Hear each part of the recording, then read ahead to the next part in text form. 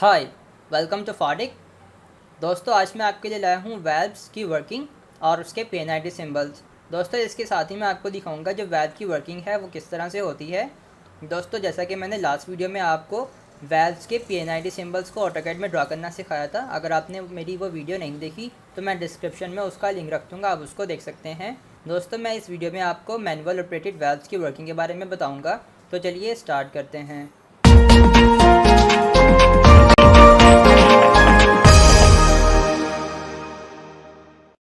दोस्तों जो manual operated valve जो हम लोग आज डिस्कस करेंगे उसमें गेट वाल्व है, ग्लोब वाल्व है, बॉल वाल्व है, बटरफ्लाई वाल्व है और चेक वाल्व है।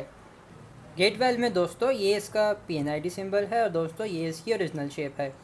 दोस्तों गेट वाल्व फुली ओपन और फुली क्लोज पोजीशन में होता है। दोस्तों अगर आपका प्रेशर बहुत हाई है और लाइन में गेट वाल्व लगा हुआ है तो आप इसको थ्रॉटलिंग के लिए यूज़ ना करें, क्योंकि थ्रॉटलिंग के लिए अगर आप इसको यूज़ करेंगे तो इसकी जो गेट है वो ब्रेक हो सकती है, तो ये आपको डैमेज कर सकती है प्लांट में। तो दोस्तों अगर आपका प्रेशर लो है तो आप इसको यूज़ कर सकते हैं थ्रॉटलिंग के लिए।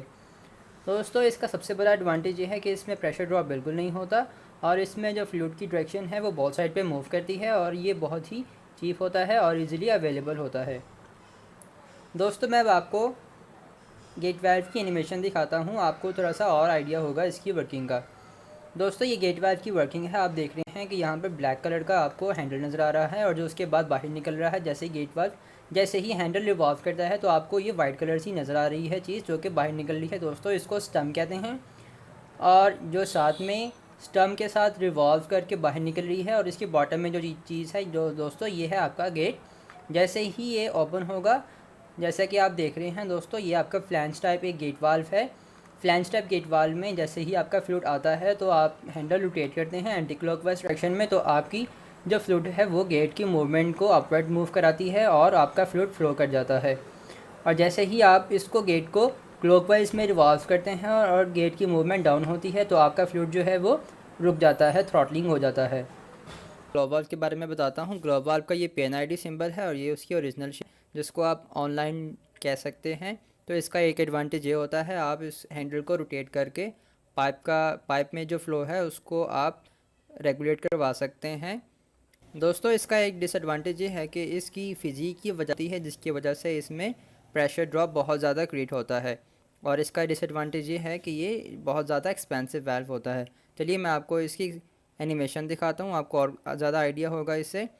दोस्तों इनमें आप देख रहे हैं कि जो हमारा एरो है वो एरो की डायरेक्शन जिस तरह से आ रही है वो फ्लूइड की इन वाली डायरेक्शन है और जहाँ पर ये स्टेम जो है वो अपवर्ड को मूव कर रही है और उसके बाद दोबारा से एरो की डायरेक्शन आउट की तरफ मूव कर रही है। तो दोस्तों यहाँ से फ्लूइड इन होता है और एरो की आउट होता है और यहाँ पे जो आपको स्टेम नज़र आ रही है जैसे ही वो अपवर्ड मूव करती है तो फ्लूइड को वो अलाउ करती है, फ्लूइड को अलाउ करती है और दूसरी डायरेक्शन पे मूव करवा देती है।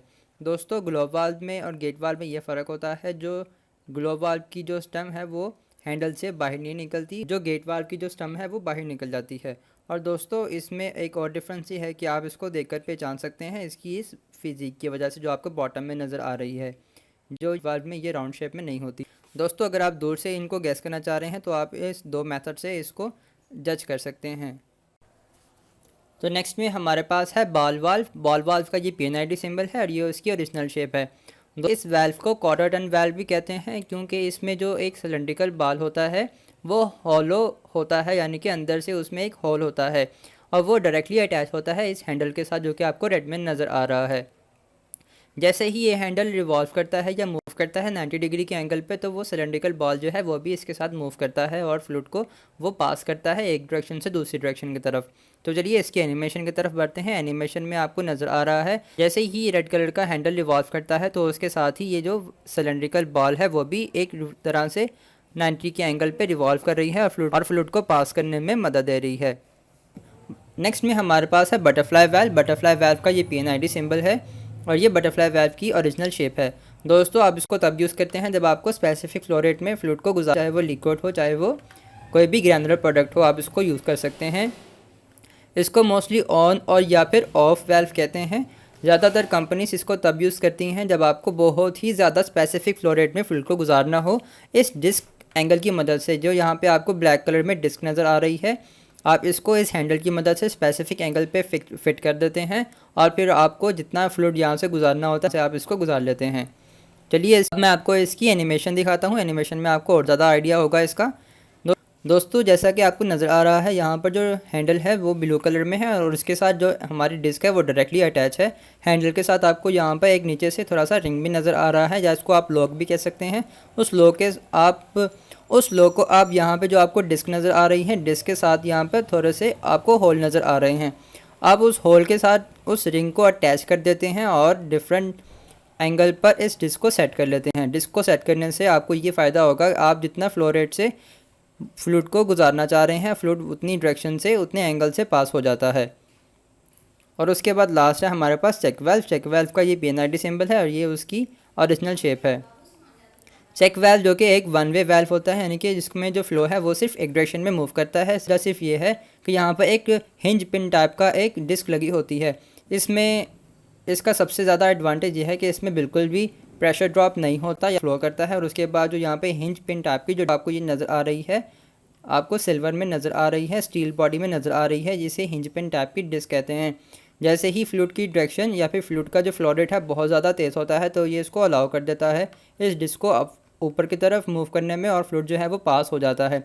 जैसे ही फ्लूइड मूव करता है तो ये जो डिस्क है वो उसका प्रेशर कम हो जाता है और वापस ये अपनी डायरेक्शन पे आ जाती है।